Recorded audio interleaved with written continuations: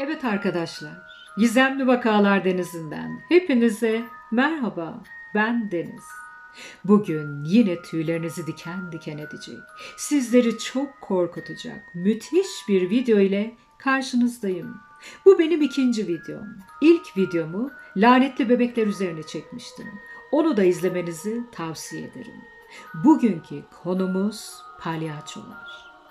Palyaçoları kimi zaman çok ürpertici, kimi zaman çok komik, kimi zaman gizemli ve sırlarla dolu. Ama çoğu zaman da çok korkutucu bulmuşumdur. İşte uzun zaman önce izlediğim palyaçolarla ilgili bir korku filminin küçük bir bölümünde ilk palyaçoyu anlatıyordu. İlk palyaço dağlarda yaşıyor, çocukları kaçırıyor ve onlarla birlikte ortadan kayboluyordu. Peki palyaçolar sizi korkutur mu? Yoksa güldürür mü? Ama eminim ki az sonra söyleyeceklerim sizi çok ama çok ürpertecek. Evet arkadaşlar, ilk palyaçonun dehşet verici, korkutucu, ürpertici ve tüylerinizi diken diken edecek efsanevi hikayesine hepiniz hoş geldiniz.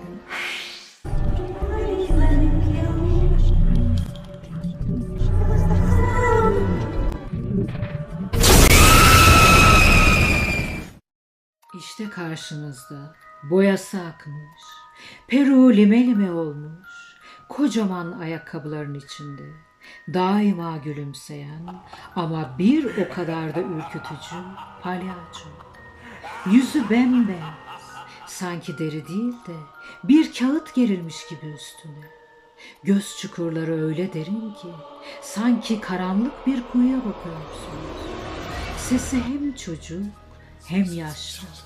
Adı ise çok uzun zaman önce unutulmuş. Bir rivayete göre yüzyıllar önce ilk gerçek palyaço gezginci bir sirkte doğmuş. Annesi bir ip cambazı, babası aslan terbiyecisiymiş. Doğduğunda kafası vücuduna göre çok daha büyükmüş. Bacakları kısa ve çarpıkmış. Sirkin sahibi onu ilk gördüğünde bu tam bir ucube, bundan çok iyi palyaço olur demiş. Biraz zaman geçtikten sonra yüzüne ilk beyaz boyayı sürmüşler.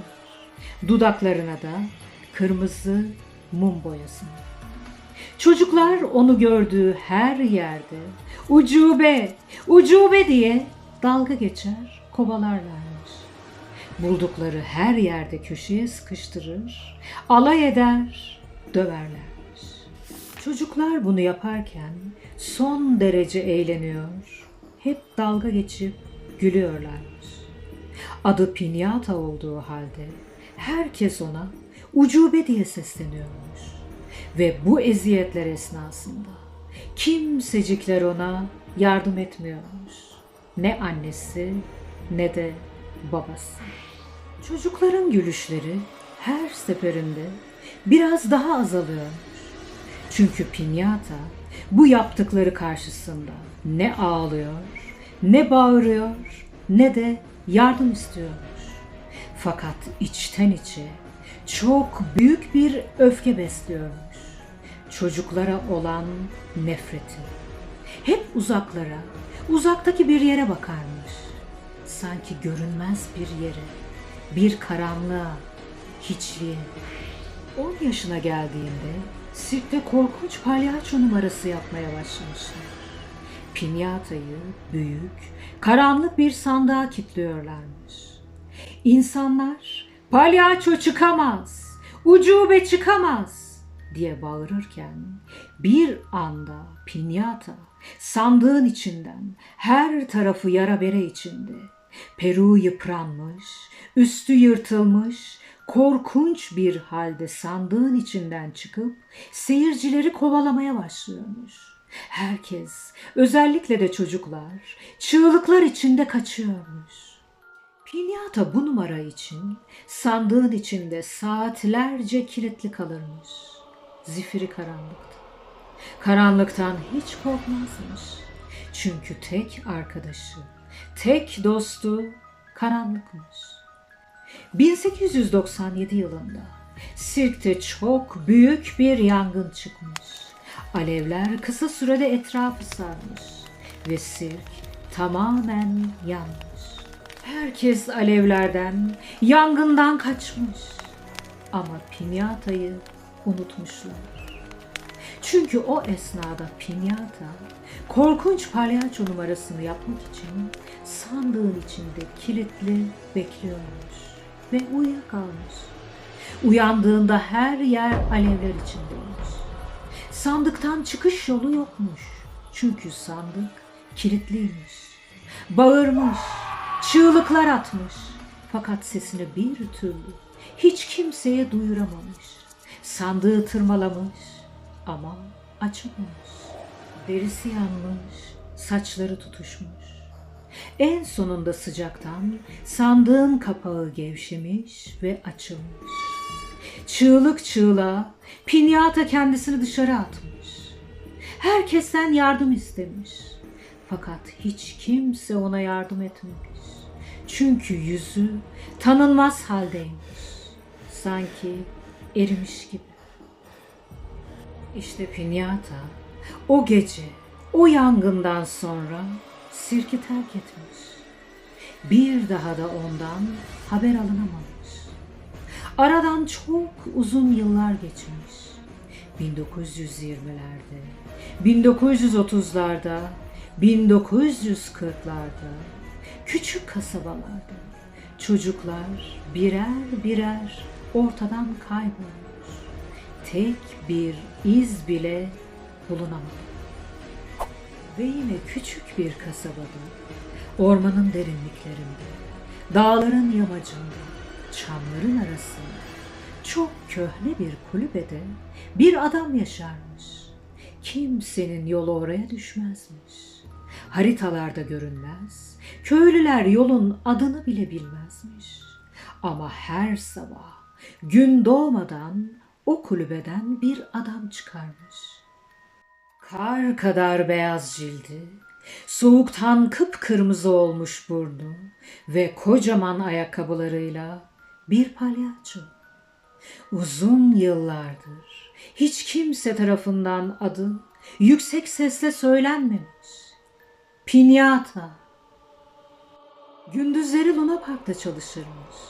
Şehirden 47 kilometre uzaktaki eski paslı Luna Park'ta. Çocuklar Piñata'yı, palyaçoyu çok severmiş. Çünkü Piñata'nın balonları asla patlamaz, şekerleri hiç bitmezmiş. Gülüşü ise kulaklarda çınlar, yankılanır ve bir daha çıkmazmış. Ama en sevilen numarası şuymuş. Seyirciler arasından bir çocuk seçer, onu sahneye çıkarır, gözlerini bağlar. O esnada bir sis bulutu sahneye çöker, çocuğu karavanın arkasına geçirirmiş ve eğilip kulağına şunları fısıldarmış. Şimdi seni çok güzel, sihirli bir yere götüreceğim. Orada seni hiç kimse bulamaz ve bu oyunu sen kazanırsın. Götüreceğim yerde balonlar hiç patlamıyor, şekerler hiç bitmiyor. Ve bu oyunun sonunda eğer benim sözümü dinlersen, benimle gelirsen, hiç ses çıkarmazsan, istediğin kadar o balonlardan, o şekerlerden alabilirsin dermiş. Kısa bir süre sonra seyircilerin çığlıkları yükselince çocuğu bir balon ve bir şekerle sahneden bırakırmış. Herkes bu numarayı çok severmiş. Çocuklar hem korkar hem gülermiş ve böylece Piñata hem çocukların hem de ailelerin güvenini kazanırmış. Yaşanacak kötü olaylardan habersiz olan halkın son mutlu günleriymiş. Çünkü bir daha o kasabada hiç kimse gülemeyecekmiş. İlk kaybolan çocuk 7 yaşındaymış. Luna Park'a gideceği, meşhur palyaçoyu göreceği için çok mutluymuş. Annesi işe gitmeden önce onu Luna Park'a bırakmış. ve akşam iş çıkışı Luna Park'ın kapısında buluşmak üzere sözleşmişler. Annesi işten döndükten sonra Luna Park'ın kapısında çocuğu beklemiş. Dakikalar geçmiş, saatler geçmiş, çocuk bir türlü gelmemiş. Görgü şahitleri palyaçonun çocuğun elinden tuttuğunu ve Luna Park'ın arka kapısından çıktıklarını söylemiş.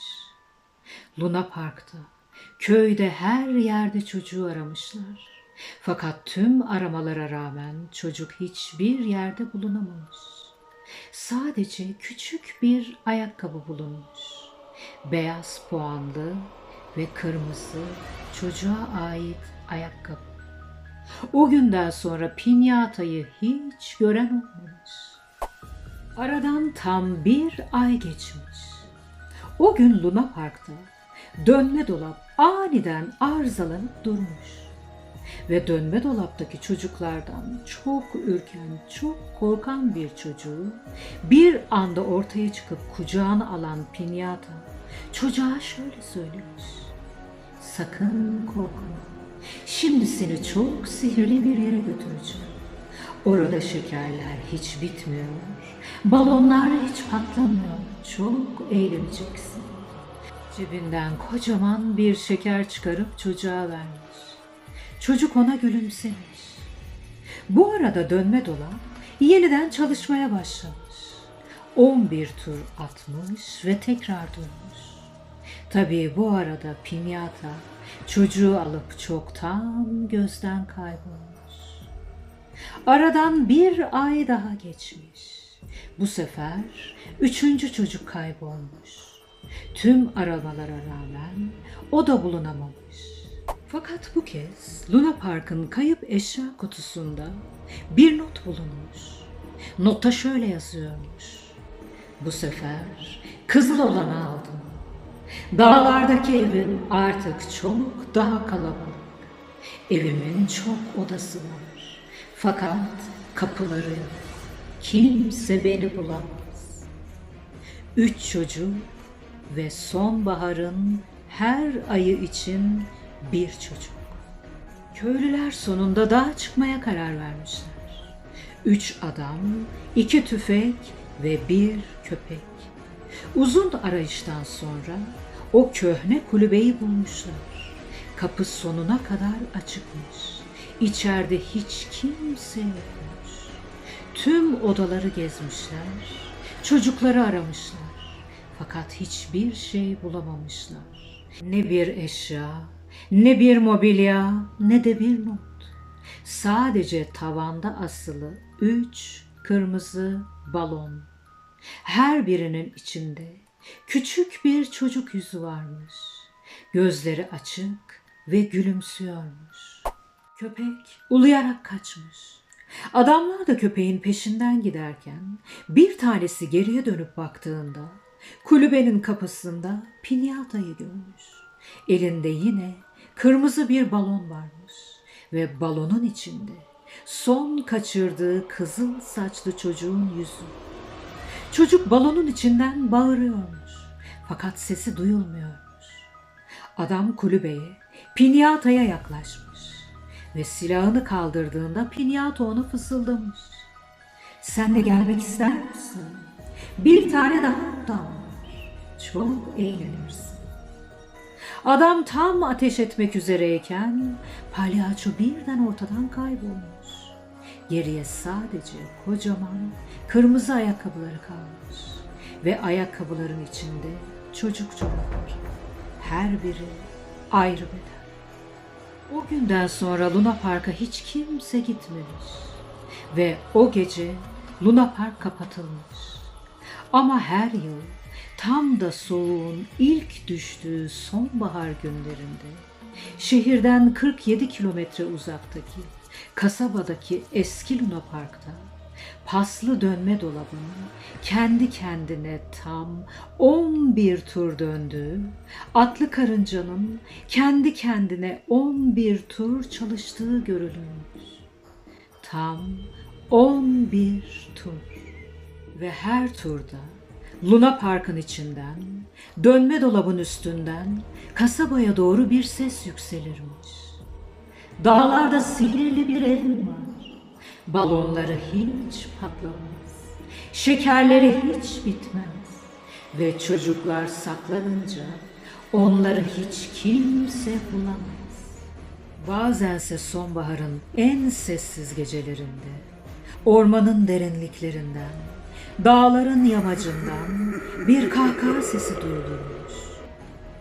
Kırmızı burunlu, bembeyaz yüzlü, çok kötü bir palyaçonun ürpertici kahkahası.